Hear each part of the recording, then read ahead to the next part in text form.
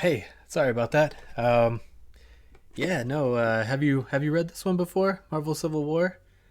Yeah, like the movie, but it's the book.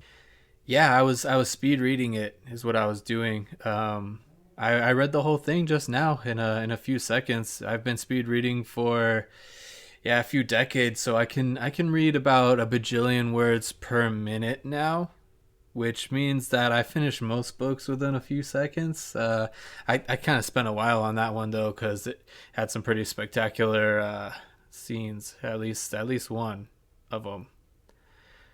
Well, I say at least one because I mean it flashes through my head so quickly that it's kind of hard to remember everything that happens. Um, do I know? Could I explain to you what the book is about? Yeah, probably, maybe. No.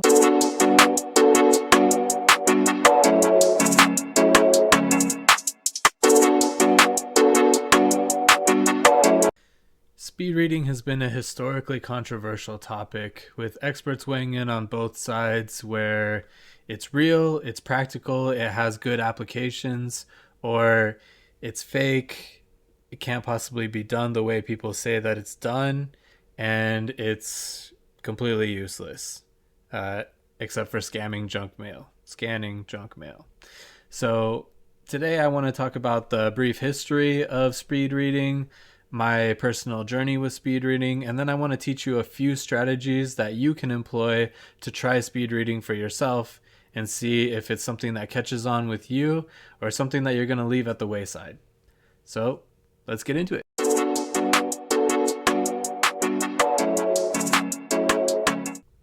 Now, I don't know when exactly I first heard about speed reading. All I know is that I didn't really take it seriously until a few years ago when I heard stories about this guy, President Theodore Roosevelt, who was said to be able to read 3 books in any given day and to be able to understand them well enough and remember them well enough to quote them and be able to talk coherently on the subject matter of the book. Now, that was very impressive to me. I read a good amount, and I think personally, I read at a slower pace. Well, at least as far as there will be many times in a reading session where I need to go back and reread a sentence or a paragraph multiple times because I was like daydreaming or something like that, and I realized that I don't know what's going on anymore. So that was a very attractive idea to me to be able to read more. Of course, like a lot of other readers, there's just like really too many good books in the world to read. I have a shelf full of books that I do not have time to read, and I would love to get through all of them. So I started learning about speed reading. Here's a brief history of speed reading. Despite having started off with the history of Theodore Roosevelt and his facility for speed reading, which is, of course, in the early 1900s during his presidency, the history of speed reading doesn't really start until the early to mid 1950s when the school teacher Evelyn Wood created a speed reading course after she discovered and noticed that many people naturally read much faster than other people. And she developed a technique to doing this, which she called dynamic reading. She made a school and started teaching many people how to do it. Now, over the next decade, speed reading would be scathingly criticized by well known sources, including the Saturday Evening Post, which was a very, very important periodical of the time. But it was also praised by another president, John F. Kennedy, who claimed that he could read 1,200 words per minute after teaching himself to speed read. Now, as we'll go into the speed that an average reader reads at, you'll discover that that's incredibly fast, like suspiciously fast, to where people said there's no way that he's reading that fast. He must be talking about like skimming pages. You can decide for yourself whether that's true or not when we go into strategies.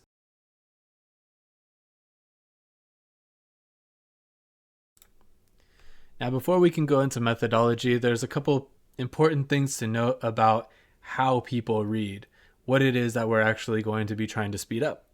So, first of all, when a person looks at a page, they focus on each word, or they'll focus somewhere on the page to see the words. This is called a fixation. And the number of fixations on any given line is usually the exact amount of words on the line, or any amount of times that you need to go back to reread words on another line.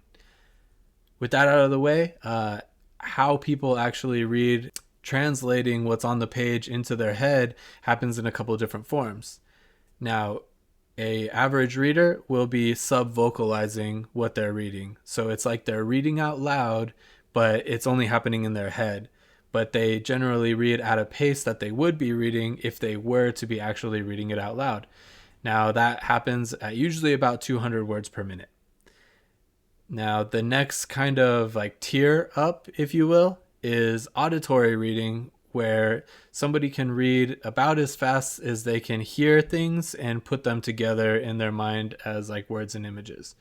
So this usually happens at about 400 words per minute. And then one more tier after that is where we get into speed reading territory, which you can break the sound barrier, if you will, and read 600 words per minute or higher, depending on how good you get at actually doing this. And that is done by, well, let's check out the strategies.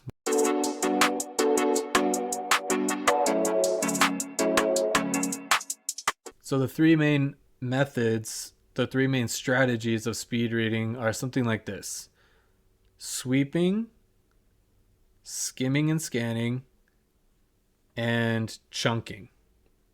So Evelyn Wood, she actually figured something out where if she swept her finger across the page and followed her finger with her eyes, then it limited the fixations to one line, and she would not flick back to other parts of the page when she was following her finger. Now that reduces the number of fixations because you're not flicking back up the page and you're following at a quick pace where your finger's going, and you're trying to absorb groups of words. So another way that people like to do this is like with an index card. They'll put it on the page and they'll move it down. That way you also physically block yourself from being able to scan back up. So with skimming and scanning, what they do is they skim quickly down the page, and then they scan across each paragraph or each like grouping of words. And that's said to kind of get like a read, if you will, on what's going on with the rest of the page. And then that way, when you kind of come back up and just like scan through it, you'll have an idea. Your brain will kind of be putting the puzzle pieces together as it is going back down the page. It's figuring out how you got from here to down there and filling in the spaces in between. Now, lastly, is chunking. And that's where when you look at each line, you fixate one, two, or not necessarily one, but like 3 or 4 times, depending on the length of the page, the length of the line. And the way that it's often taught at first is to start one word away from the side. And then as you move across, stop one word away from the other side. And then as you practice that, you just chunk it left, middle, right, left, middle, right. And you start trying to practice 2 words from the side and stopping 2 words from the other side, 3 words from the side, 3 words from the other side. I don't think they recommend going much above that because there's only so much that your peripheral vision will allow you to do. But a big strategy with getting better with that is also increasing your vocabulary, being able to see words indistinctly and be able to pick them out based on the shape, the length, the beginning and ending letters, things like that. So that you, when you soften your vision a little bit and you kind of are chunking it and fixating only maybe 3, maybe 4 spots on the page, then you're taking in groups of words and translating that instead of each individual word.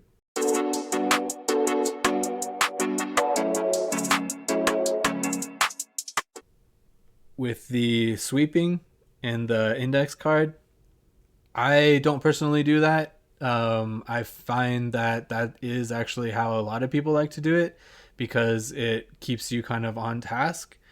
The skimming and scanning, I was never able to do. I have no idea how people do that. It just makes my brain confused, and I just end up rereading the page as I normally would because I have no idea what's really going on when I do that.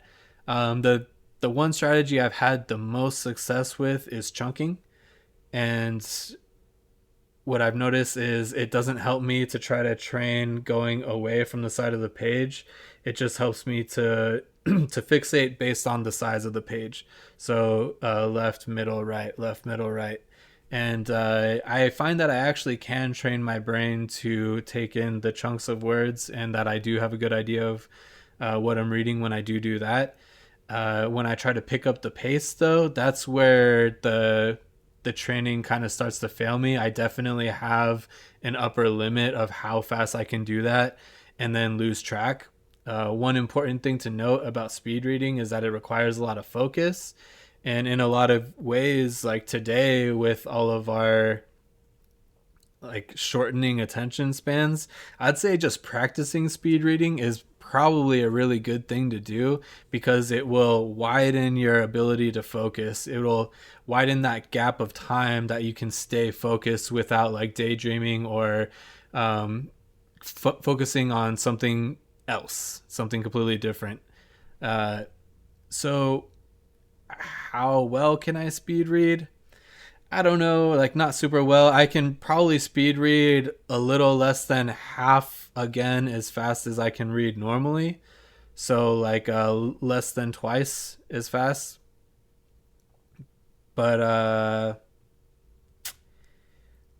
I need to practice a lot more. And if any of you have seen my other video about doing a readathon this month, it's August.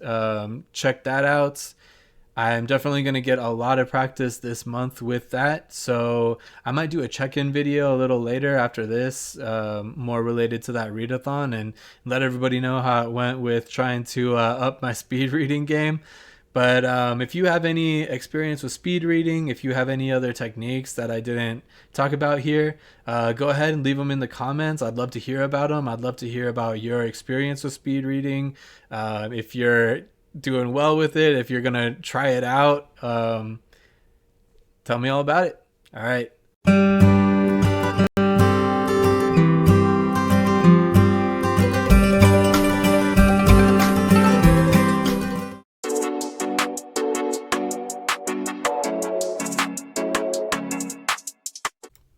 Hi folks, Gib here from Trunk Books with a very important message on rescuing needy books.